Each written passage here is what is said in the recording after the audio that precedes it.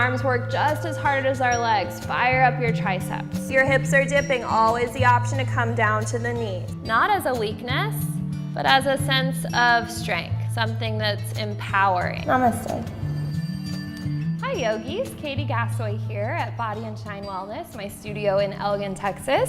And we're focusing this month on getting those New Year's resolutions off to a strong start, which includes fitness and diet. So this is one of our fitnessy type videos, and it's focusing on core and my favorite oblique exercise of all time. The reason it's my favorite is I feel like there's a lot of different levels you can take it to. You can make it as hard or as easy as you want.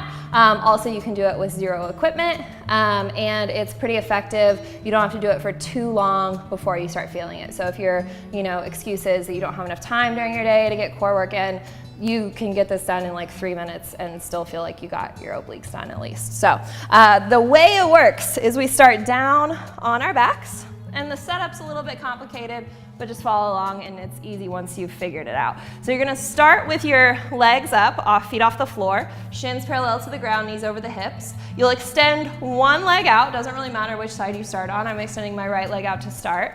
And then your left hand is gonna go to the top of the thigh where the knee is still bent. So in this case, my left hand is on my left thigh. Now the more resistance you create in between the hand and the leg, the more you press the leg into the hand and the hand into the leg, the harder you make it, the more challenge you add.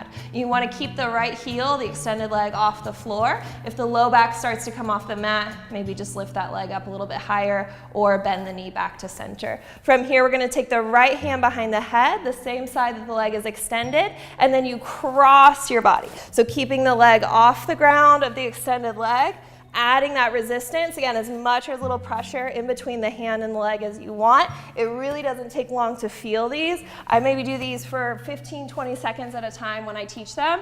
And by the end of that minute of core, 30 seconds or so on each side, everybody's like, ugh. So I know it really works.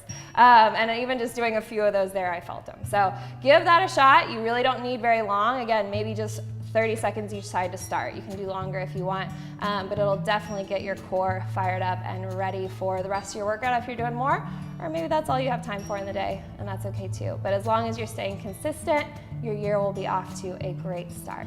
And be sure to check out the rest of my videos. I got another good core one out there, so subscribe to the channel if you haven't already, and Happy New Year. Namaste.